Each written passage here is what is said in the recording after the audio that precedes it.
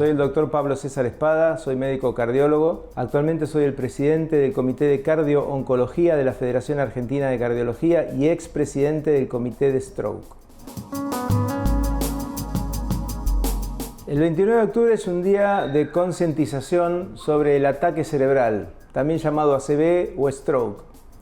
Si un paciente se descompensa y tiene signos o síntomas compatibles con un ACV en curso, que sospechamos que está teniendo un accidente cerebrovascular, es muy importante que la familia de oficio no le dé la medicación antihipertensiva.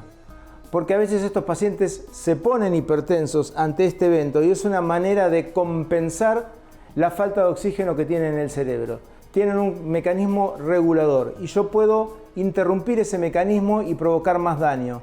Así que si ves que un familiar tuyo de golpe no entiende la situación, lo que están hablando, empieza a hablar mal, le falta fuerza en un brazo o en una pierna, llévalo rápidamente a la emergencia o a la guardia. En el caso del accidente cerebrovascular isquémico agudo, hay una ventana de tratamiento. Uno tiene dos tipos de tratamientos. Uno son los trombolíticos, que es una medicación que se aplica por vía endovenosa para disolver el coágulo o el trombo que está obstruyendo esa arteria, pero hay una ventana terapéutica para eso. Lo óptimo serían las primeras 3 horas, pero esta ventana con el tiempo y con el advenimiento de drogas más efectivas y más seguras se ha extendido a 4 horas y media y después a 6.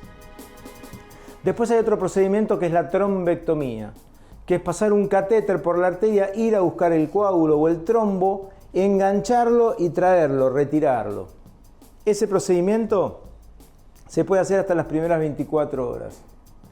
En el caso de una hemorragia cerebral, a veces el tratamiento es quirúrgico, depende de donde esté localizada la hemorragia, necesitaré de un neurocirujano para drenar el hematoma.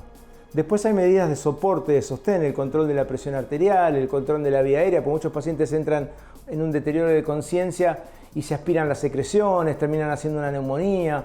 Esos pacientes tienen que tener la vía aérea bien permeable, por ahí hay que poner un tubo en la tráquea o por lo menos administrarle oxígeno y una buena posición en la cama, mantener la presión arterial, todo lo que decimos lo hemodinámico. Y en el caso de la hemorragia subaracnoidea, que es por la rotura de un aneurisma, hay que excluir el aneurisma de la circulación. El aneurisma es como un saquito, como una bolsita que se forma en una arteria y se rompe. Ese saquito se puede volver a romper. Muchas veces los aneurismas no se rompen en un tiempo, se rompen en 2 tiempos y a veces en 3. Entonces hay que interrumpir ese aneurisma de la circulación. ¿Cómo se hace? De 2 maneras. Una manera es quirúrgica, a cielo abierto, trepanando el cráneo, ir a buscar el aneurisma y poner un clip y cerrarlo, y la otra es por vía endovascular con unos alambrecitos que se llaman coils de platino. Se llega hasta el lugar del aneurisma, se disparan los coils de platino y eso va obliterando el aneurisma y lo va excluyendo de la circulación. Cuando un paciente tiene un ACV, tiene 3 desenlaces posibles. Uno lamentablemente es el fallecimiento, la muerte. El otro es que se recupere ad integrum totalmente, que pueda retomar sus tareas habituales diarias, normales. Y el otro es que quede con cierta discapacidad y hay distintos grados de discapacidad. Hay algunos que son incapacidades leves, son independientes y otros son dependientes. Muchos de los pacientes que se recuperan de un ACV quedan con dependencia. Esto significa que necesitan de un tercero para sus tareas habituales. Por ejemplo, vestirse, por ejemplo, bañarse, por ejemplo, cortar la carne, comer, tenderse la cama. Y hay pacientes que están muy secuelados, terminan en silla de ruedas, postrados en cama, etc. Entonces, todo esto no es un problema solo del paciente, sino un problema social y todo su microambiente familiar, porque eso altera la vida diaria de la familia. No solo para el paciente que dejó de trabajar y son años perdidos de productividad y el daño económico que eso hace, sino también lo que impacta en la familia, porque a ver, por ahí la hija tiene que dejar de trabajar un día, la mujer también, o el padre se tiene que ocupar del hijo y tiene que faltar al trabajo y hay que llevarlo a los controles, tienen que darle de comer por miedo a que se aspire. Entonces genera todo un cambio familiar donde tiene que estar la familia de guardia permanente, siempre tiene que estar uno al lado para evitar accidentes, que se caiga de la cama, que se levante al baño y se caiga, que se golpee, que tome un líquido despacito y que ese líquido en vez de ir al sistema digestivo no se vaya a las vías respiratorias. Desde el momento que un paciente tiene una ACV y queda con cierto grado de dependencia, es todo un cambio de vida para siempre, para el paciente y para la familia.